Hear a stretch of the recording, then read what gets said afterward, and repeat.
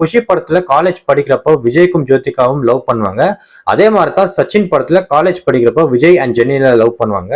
எப்படி குஷி படத்துல ஜோதிகா விஜய் சரியா புரிஞ்சுக்காம கோவப்பட்டு வார்த்தையை விட்டு அதுக்கப்புறம் விஜய் கிட்ட சாரி கேட்பாங்களோ, அதே மாதிரி சச்சின் படத்துல ஜெனிலா விஜய் கிட்ட கோவப்பட்டு சரியா புரிஞ்சுக்காம அதுக்கப்புறம் சாரி கேட்பாங்க.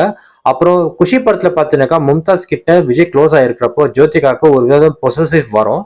அதே மாதிரி சச்சின் படத்துல பாத்தீங்கன்னாக்கா பாஷு வந்துட்டு விஜய் கிட்ட க்ளோஸ் ஆகி இருக்கிறப்போ ஜெனிலாக்கு ஒரு விதமான பொசசிவ் வரும்.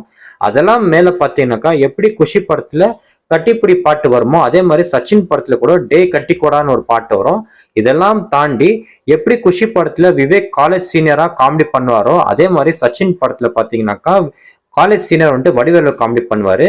இதெல்லாம் தாண்டி இன்னும் முக்கியமான விஷயம் பாத்தீங்கன்னாக்கா குஷி படத்துல ஜோதிகா லவ் பண்ணுவாங்க, கிளைமேக்ஸ்ல எப்படி சேருவாங்களோ அதே மாதிரி ஜெனிலா கிளைமேக்ஸ்ல வந்துட்டு சச்சின் கிட்ட லவ் சொல்லி அவங்க வந்துட்டு அவங்க ஈகோல இருந்து வெளியே வருவாங்க. சச்சின் படம் சேம் குஷி படத்தோட டெம்ப்ளேட் நம்மளுக்கு இன்னொரு ப்ரூவ் பண்ண வேண்டிய விஷயம் என்னன்னு பாத்தீங்கன்னாக்கா எப்படி குஷி படத்துல விவேக் மும்தாஸ் கிட்ட கண்ணு தெரியாத மாதிரி நடிச்சு ரோட் கிராஸ் பண்ண வைப்பாங்களோ அதே மாதிரி சச்சின் படத்துல பாத்தீங்கன்னாக்கா மயில்சாமி வந்துட்டு ஜெனிலா கிட்ட கண்ணு தெரியாதுன்னு போய் சொல்லி ரோட் கிராஸ் பண்ண சொல்லி ஹெல்ப் கேட்பாங்க.